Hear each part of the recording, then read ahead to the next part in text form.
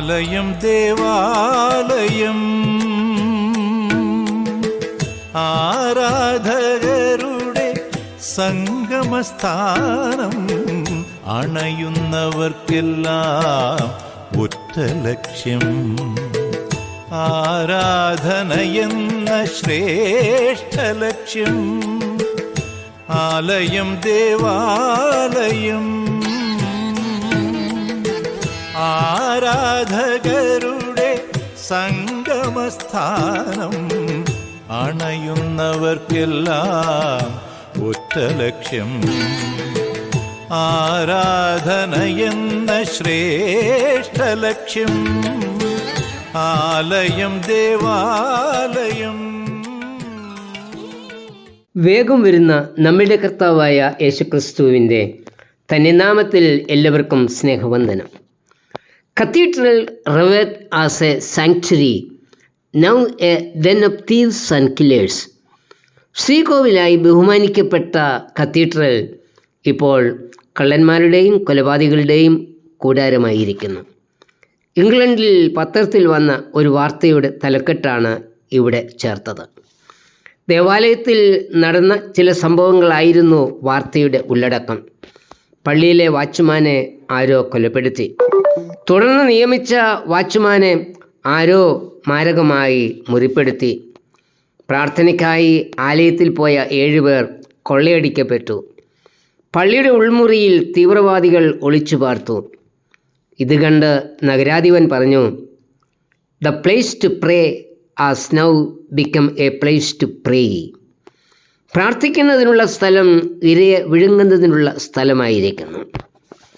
കഴുതക്കുട്ടിയുടെ പുറത്ത് കയറി ഒരു വലിയ പുരുഷാരത്തിൻ്റെ അകമ്പടിയോടുകൂടി യെരുശലേം ദേവാലയത്തിൽ ചെന്ന കർത്താവ് കാണുന്നത് പ്രാവുകളെ വിൽക്കുന്നവരെയും വാങ്ങുന്നവരെയും നാണയം മാറ്റിക്കൊടുക്കുന്ന പൊൻവാണിഭക്കാരെയും ആണ്.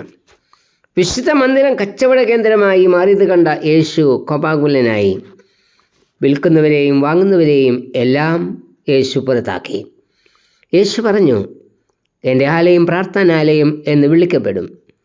നിങ്ങൾ ദേവാലയത്തെ കള്ളന്മാരുടെ ഗുഹയാക്കി തീർത്തിരിക്കുന്നു." മത്തായി 21:13.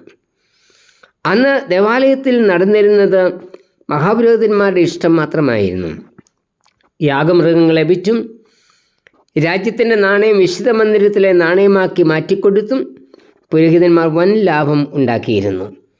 മഹാപുരോഹിതൻ എന്ന നിലയിൽ ദൈവത്തിനും മനുഷ്യർക്കുമിടയിൽ ശുശ്രൂഷ ചെയ്യേണ്ടിയിരുന്ന ആൾ തൻ്റെ സ്ഥാനം സാധാരണ ജനങ്ങളെ കഷ്ടപ്പെടുത്തുന്നതിനും സ്വകാര്യ ലാഭം ഉണ്ടാക്കുന്നതിനും വിനിയോഗിച്ചു. വേറെ വിധത്തിൽ പറഞ്ഞാൽ, ദൈവത്തെ പ്രസാദിപ്പിക്കുന്നതിന് പകരം പുരോഹിതനെ പ്രസാദിപ്പിക്കുന്ന പ്രവൃത്തിയായിരുന്നു അന്ന് ദേവാലയത്തിൽ നടന്നിരുന്നത്.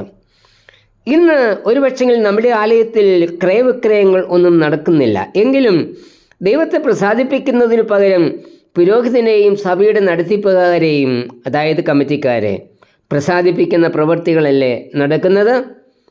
സ്വകാര്യ ലാഭം ഉണ്ടാക്കുന്നതിനും ലഭിച്ച സ്ഥാനം നഷ്ടപ്പെട്ടു പോകാതിരിക്കുന്നതിനും ഒക്കെ എത്രയോ വേലത്തരങ്ങളാണ് ഇന്ന് സഭകളിൽ നടക്കുന്നത്. ഭിന്നതകൾ ഉണ്ടാക്കുക, ഏഷണികൾ പറഞ്ഞു വരുത്തുക, വിരോധമുള്ളവരെ പുറത്താക്കുന്നതിനുള്ള തന്ത്രങ്ങൾ മെനയുക, ഇവയെല്ലാം വിശ്വാസ സമൂഹത്തിൻ്റെ രക്തത്തിൽ അലിഞ്ഞു ചേർന്നിരിക്കുകയാണ്. ആരാധനയ്ക്കിരിക്കുമ്പോൾ നമുക്ക് എത്ര ഭക്തന്മാരാ. കമ്മിറ്റിയോ പൊതുയോഗമോ കൂടുമ്പോൾ നമ്മുടെ തനിനിറം പുറത്തിയാടും.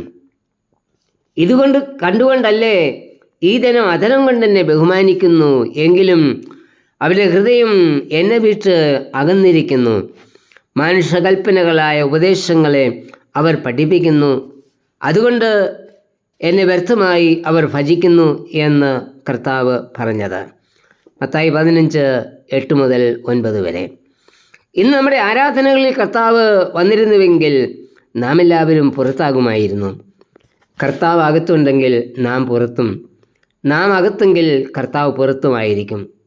പുറത്തു നിൽക്കുന്ന കർത്താവ് അകത്ത് പ്രവേശിക്കുവാൻ വാതിൽക്കൽ മുട്ടുന്നുവെന്ന വെളിപ്പാട് 3:20 പറയുന്നത്. ദൈവത്തെ ആരാധിക്കുന്ന നമ്മിലും ഒരു ശുദ്ധീകരണം ആവശ്യമാണ്. ദൈവസാന്നിധ്യ ബോധമാണ് ആലയത്തെ പവിത്രീകരിക്കുന്നത്. ദൈവസാന്നിധ്യ ബോധത്തോടെ ആരാധിക്കാത്തവരെ യേശു ശാസിക്കുക മാത്രമല്ല അവരെ പുറത്താക്കുകയും ചെയ്യും. യോശിയ രാജാവിൻ്റെ കാലത്ത് യെരൂശലേം ദേവാലയത്തിൽ നടന്ന ഒരു ശുദ്ധീകരണത്തെക്കുറിച്ച് 2 രാജാക്കന്മാർ 22:8 മുതൽ വാക്യങ്ങളിൽ രേഖപ്പെടുത്തിയിട്ടുണ്ട്. ദേവാലയത്തിൽ നിന്നും ലഭിച്ച ന്യായപ്രമാണ പുസ്തകം വായിച്ചു കേട്ട രാജാവ് തൻ്റെ വസ്ത്രം കീറി ദേവാലയത്തിൽ ശുദ്ധീകരണം നടത്തി. മുൻ രാജാക്കന്മാർ ദേവാലയത്തിൽ സ്ഥാപിച്ചിരുന്ന അശേര പ്രതിഷ്ഠകളെയും പൂജാഗിരികളെയും ചുട്ടു ചാമ്പലാക്കി ധൂപം കാട്ടിയവരെ നശിപ്പിച്ചു. ആലയത്തെയും ജനത്തെയും ദേശത്തെയും യോശിയ രാജാവ് ശുദ്ധീകരിച്ചു എന്ന ഇവിടെ പറയുന്നത്. വാസ്തവത്തിൽ നമുക്കും ഒരു ശുദ്ധീകരണം ആവശ്യമാണ്. എഫെസ്യർ 4:25 മുതൽ വാക്യങ്ങൾ നമ്മോട് പറയുന്നത്, ഫോഴ്സ്കുപേക്ഷിച്ച് സത്യം സംസാരിക്കുക, സൂര്യൻ അസ്തമിക്കുവോളം കോപം വെച്ചുകൊണ്ടിരിക്കരുത്, പിശാചിനിടം കൊടുക്കരുത്, കൈകൊണ്ട് നല്ലത് പ്രവർത്തിച്ച് അധ്വാനിക്കണം, നല്ല വാക്കുകളല്ലാതെ ആകാത്തതൊന്നും വായിൽ നിന്ന് പുറപ്പെടരുത്, എല്ലാ കയ്പും കോപവും ക്രോധവും കൂറ്റാരവും ദൂഷണവും നമ്മിൽ നിന്ന് നീക്കിക്കളയണം, ദയയും മനസ്സിലവും ഉള്ളവരാകണം, പരസ്പരം ക്ഷമിക്കണം, ചീത്തത്തരം, പൊട്ടച്ചൽ, കളിവാക്ക് ഇവയൊന്നും അരുത്, അന്യോന്യം സ്നേഹത്തിൽ നടക്കണം. എന്തുകൊണ്ടെന്നാൽ നാം ഒരു ശരീരത്തിലെ അവയവങ്ങളാണ്. നമുക്ക് നമ്മെ തന്നെ ഒന്ന് പരിശോധിക്കാം. ആരാധനയുണ്ട്, കൂട്ടായ്മയുണ്ട്, എന്നാൽ നമ്മുടെ ഹൃദയം ശുദ്ധമാണോ? യോശിയാവ് നടത്തിയതുപോലെയുള്ള ഒരു ശുദ്ധീകരണം നമ്മിലും വേണ്ടതല്ലേ? കർത്താവേ, നീ വസിക്കുന്ന ആലയമായിരിക്കാൻ തക്കവണ്ണം എന്നെയും ശുദ്ധീകരിക്കണമേ. ആമേൻ. യേശുവും യേശയ്യായും നൽകി ഉദ്ബോധനം എല്ലാ ജനതയ്ക്കും പ്രാർത്ഥനയ്ക്കാണാലയം.